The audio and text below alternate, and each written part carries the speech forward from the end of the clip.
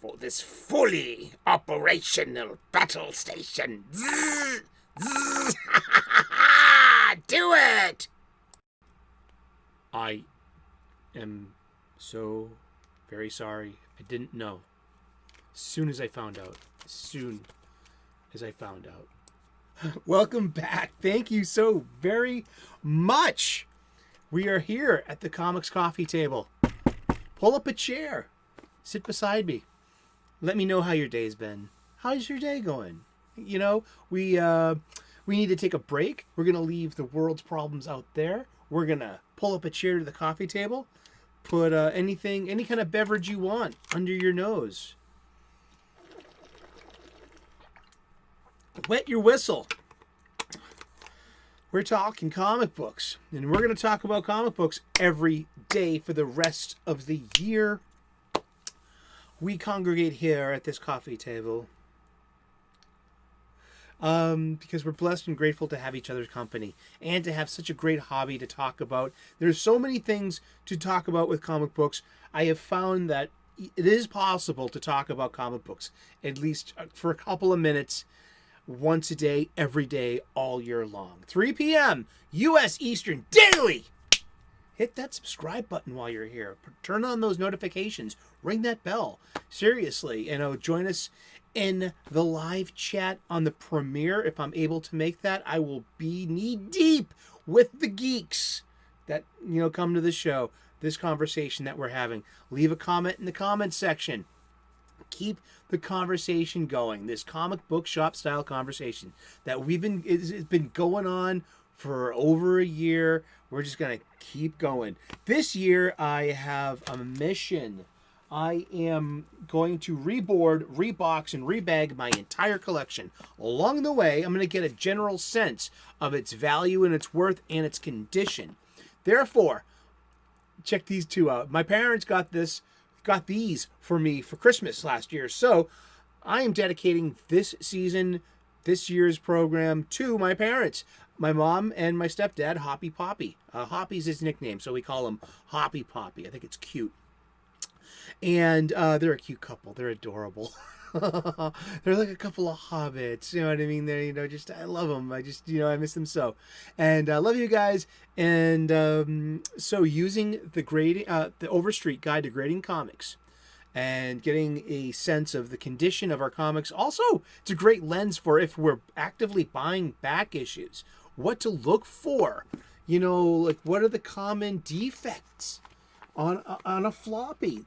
Corners, staples, spine roll, folds, little tears, discolorations. It's just so many things to keep mindful of. And then this is great. I love this. This is the second time I've bought this. I'm going to buy a new one every year going forward from now on.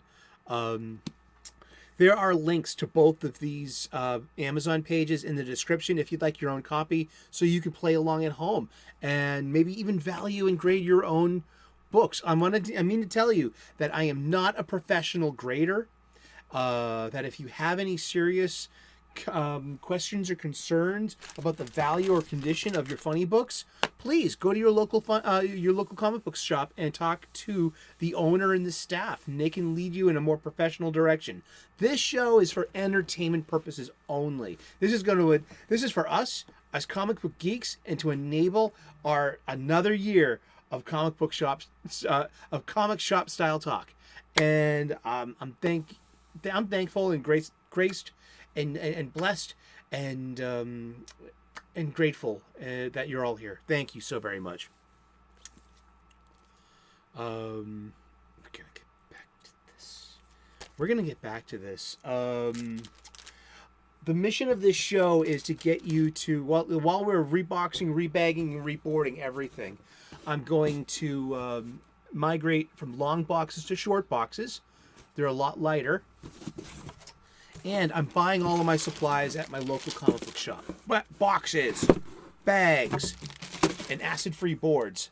I need to also invest in some MyLights too, but I'm waiting until they get to the shop to buy them. Because I've already told the owner, yes, I'll buy them. I'll wait. I will. I'm going to put this one definitely into a Mylar bag. Oh, wow. Wait till you hear about this one. Okay, seriously, we've been talking about Star Wars yesterday and today, just going through some of my Star Wars funny books and getting a general, value for it. We found out that issues 0 and issue 1 of the Star Wars, they've doubled in price. They're $8 each, and the other Star Wars books have retained their cover price, so they would be at $4 each. So, I mean, this would make a nice little handy, collection. 16, 4, 8, 12, 16, 32, 36, 40, 44. Maybe I can. You think I could sell this as a bundle for $50? Maybe. We're gonna try. We're gonna eventually try to sell some comic books, and yeah, and I just want to let you know that the coffee table means something. We started last year with a coffee table book. This hardcover coffee table book got us an entire year's worth of a comic book shop style conversation. This is literally I'm putting there on display. Usually it is surfing the coffee table itself. I just wanted to put it in the frame as a nice little remembrance of like where we came from. And the coffee table was where my friends would meet up. We would always be talking about something. There would always be a stack of movies, a stack of music, and a stack of books. And always a stack of comic books that we were trying to turn each other on to and just stick each other. Here, you got to be reading this. Why aren't you? What's this? Wildstorm? What's this? What's Stormwatch? Wow, well, who's this? Warren Ellis. Stuff like that. And but yeah, let's get to it. I'm just gonna put some boards in these ones and just call it a day. I think the bags are genuinely fine, and I'll probably get rid of this more sooner than later. I'll be bundling this, and I'm gonna get a price for this. Well, I see it on Amazon for $150 if I bundled 0 through 8, these Dark Horses, the Star Wars. But I also see it, on eBay. I see it on eBay for $60, and I see it on Amazon for $149.95. Indeed. What else? And another one for $111.49. The complete lot, 0 through 8. Yeah, huh? Maybe I can get $100 for these. That would be cool. I'm gonna try for that then. But yeah, let's just look at it real quick. I mean, I'm loving look at that ads. What are the ads for? Game of Thrones figurines. Look at that Ned Stark in ice. So cool. And Khal Drogo. Let's see. Let's look at the Indicia colophone. Look at those. So those are the original. A lot of these were everything's based on original designs too. They're just. Here we go. Mike Mayhew. It's your Indicia colophone. I definitely need this. And I hope you're having a great day. I hope that you're clobbering your problems and not being clobbered by them. So this came out in May of 2014. This is right before. Yeah, this was like one of the last things that Dark Horse produced for Star Wars before the license reverted back to Marvel, where they marveled it, didn't they? That's okay. You know what I mean? It just didn't stick. Sorry. It's not my fault. I mean, the Dark Horse EU Legend stuff is just so much better. It's like, oops. Well, guess you will get a new bag then, won't ya? Yeah, huh? Well, that's nice. We'll get you a brand. Oh wow, you got some dings. Definitely some dings. Look at that. You see that? You see? Do you see what I see? A ding, ruining my value. Poo, poo, poo. Turning my hopes to poo. Yeah, we got some spine crack. You see those spine cracks? You see that? Step on a crack, break you on it back. Ma. Where'd that come from? I don't know. Childhood? Awesome. Yeah, I'm going to bundle this one. I'm going to try to sell this one. Seriously, that'll be a good one. See what I can... See what's going to happen with that. Then we've got... gosh. I looked up the Poe Dameron one. Pika was nice enough to leave me that page.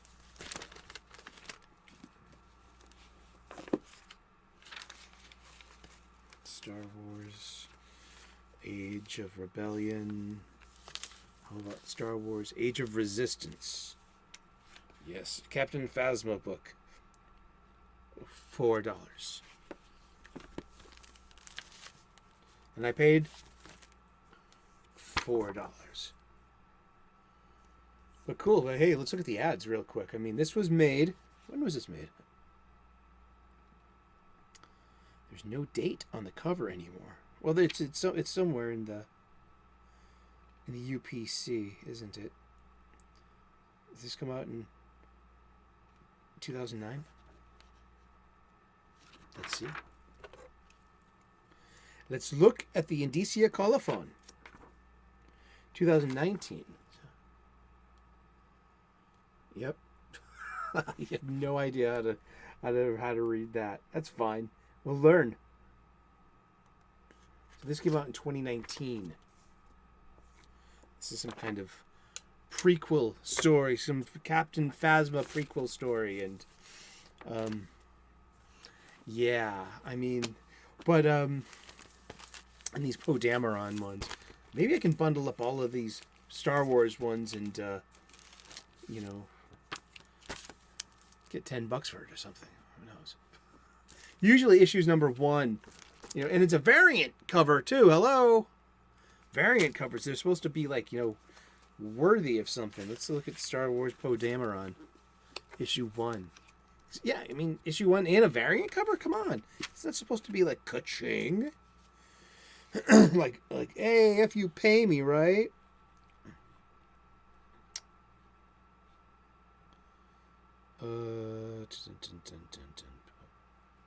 Star Wars Poe Dameron, titled Poe Dameron for 1 through.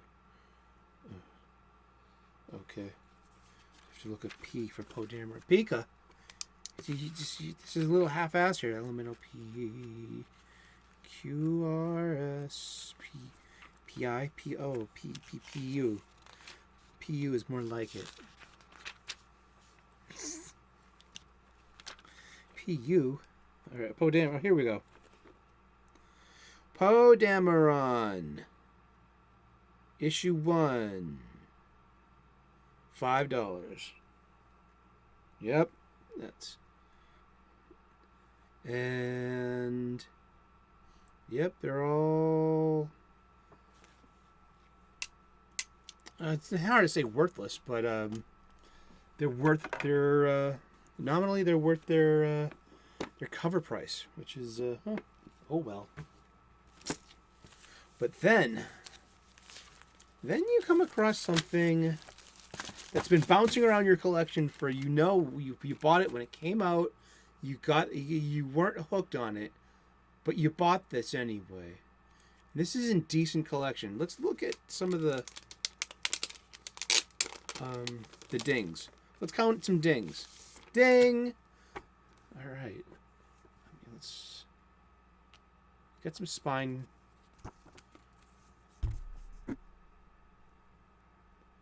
Yeah, definitely got some spine.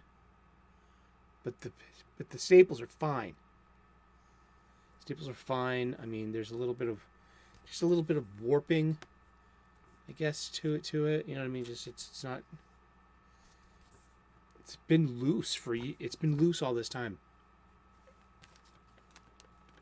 It has, and I feel really. I mean, this is what I'm saying, but it doesn't take much to take care of your comics. This is direct sales, and I believe this is a first printing. This was Star Wars Legacy #1, June of 2006, published by Dark Horse Comics Incorporated. This is the first printing.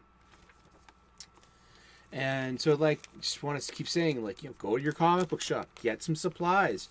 When you bring them home, just immediately board, bag and board. All right, because you never know. You never know. This could be. You could have an issue 1 like this that doesn't gain in value, or an issue 1 like this. We haven't even looked at that one yet. Let's look at it real quick. Then we're going to. Yeah, we're going to look up Star Wars Legacy #1 here. All right, and. Let's see. Star Wars. Where are the numbers? Star Wars 3. I'm looking for Star Wars C-3PO. Or is it under C-3PO Star Wars? See? They don't make it easy. Well, maybe it's easy enough. Maybe it's under 3 for 3PO.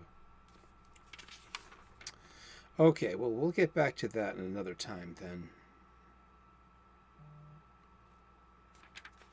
But Star Wars Legacy here? Okay, I'm looking at Star Wars Legacy #1 here on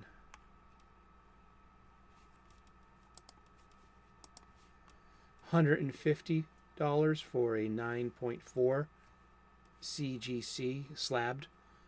$600 for 9.8 CGC. $600. Okay.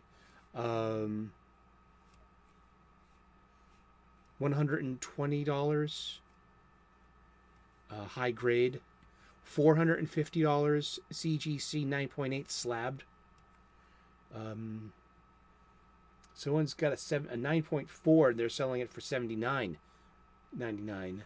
Someone's got a 9.0 CGC 9.0 first printing, $149.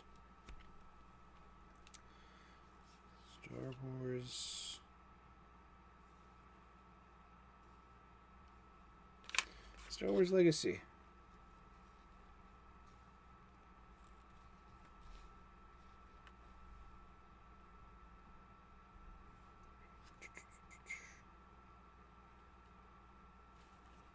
Star Wars Legacy. Stand by. Okay, here we go. Back to it. Sorry about that. I don't want to spin my wheels with but hey, issue 1, near mint, 9.2. This book, the book listed at $50, and that's where it starts. And so at least, how much could I get for this? So please, take better care of your comic books. Yeah, and that's part of what the show is all about. Getting us back out to our comic book shops, not buying our supplies. But you never know when you get that random issue 1. This is in decent condition. I would actually maybe bring this to my local comic book shop, or maybe even to a con where I know there's going to be the graders are going to be there and be like, hey, can you grade this? And they're going to give me a grade and how I could sell this too. And maybe a slab. I've never slabbed a comic book. That's just never something that's appealed to me. I guess as a fan, you won't be ever able to read it again. Does that sound naive? Let me know in the comments section. What do you think? Oh, Sully, you hopeless romantic. Reading comic books. Next thing you'll know, you'll be telling me you still roll them up occasionally and put them in your back pocket. I haven't done that in a while. Seriously. I did that when I was a child. And that's why I've replaced all of these comics, of my childhood, especially the ones you've seen with the Marvel Columbia bike contest ad. Those just blow my mind. I absolutely adore those ones. So here we are, bagging, boarding, and we're gonna throw this in a box. And but yeah, we haven't even gotten to my Crisis long box yet, my Marvel long boxes yet, or the Image long boxes yet. We're attacking my spinner rack, and we're just going to archive a bunch of stuff, and gonna go leaner and meaner on my spinner rack. And I'll even, when this is all said and done, I'm going to bring I think I finally learned how to edit a video, just rudimentary. Yeah, that too. On a basic level, I think I've learned how to edit. It came out of sheer, oh, what do I do? I hit the wrong button. Oh, hey, look. And that worked. So, but thank you so very much for tuning in today. I mean, I continue to feel blessed and grateful that you're here. And I really was hoping more. We all were. I mean, who is really satisfied with Star Wars going forward? I haven't even gotten Disney Plus. I haven't seen the Obi-Wan show. I haven't seen the Mandalorian show. Go figure, too, because something like Mando would be made for a fan just like me. Someone who had Marvel Comics issue number 68, which I remember I bought it at my comic book shop as a kid. When did this come out? Let's see. I'll tell you in just a second. I remember exactly where I was. That cover just leapt out to me from the shelves of the new releases. It was released the week of my birthday. I was 9 years old, turning 10 years old. It was November 16th, 1982. And issue number 68 came out, and we were the first appearance of Fen Shisha and the beginning of the first Mandalorian story. It continues into issue 69, which does not have a Mandalorian armor on the cover, and I got that for about $8.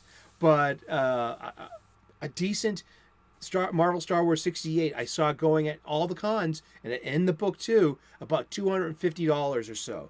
$250 American. Yeah, and that's an investment. And I'm looking to find a readable copy, like a 2.0, with just for the cover and just to replace what I lost. I mean, I wouldn't be into it for its intrinsic value. I would be into it for my curation of the old Marvel Star Wars comic books. And just but these new Marvel comics, they were beautiful. I mean, great art by Phil Noto. I mean, the guy he does photorealism. He's just so good. I got to meet him at a con, the Boston Comic Con in 2015. He was sitting with his battery partner. Often he's on a battery with Jerry Duggan, and Jerry Duggan had done I'll get it off the spinner rack, and we'll do a bag and board in that one too, so I can show you real quick. Yeah, this is called The Infinite Horizon. It was an indie done on Image, and I got them to sign it at 2015 Boston Comic Con because Jerry Duggan's actually an in real life friend of one of my in real life friends, and so we were just wanted hey, I know, can you want to take a picture with me for our buddy? I'm gonna send it to him. Like, really? Yeah, they were college roommates, and so I'm never going to say anything slagging or negative about Jerry Duggan on my shows, because he's literally a friend of a friend, and I ain't going to do that to a friend once removed. I mean, I'll maybe not talk about. I'll talk about it when it's good. I'm not going to talk about X-Men. But I will. This is a modern reinterpretation of Homer's The Odyssey, and Phil Noto's art. Like I said, they quite often get paired up. And you guys are getting rebagged and reboarded, huh? But that's for a tale for another day. Thank you so very much for tuning in today. I am surrounded by comic books, and I am surrounded by comic book lovers, aren't I? And we're surrounded and embracing this comic book conversation here at our Comics Coffee Table. Thank you so very much for pulling up a chair today, forgetting your worries just for a few minutes, and embracing escapism. Daily, 3 p.m. U.S. Eastern. Join us. Put that, click on that subscribe button and turn on those notifications. You are welcome here every day. Thank you so very much for tuning in today. God bless. Namaste. Good luck. And we will see you again tomorrow in those funny pages. Ciao. Bye-bye.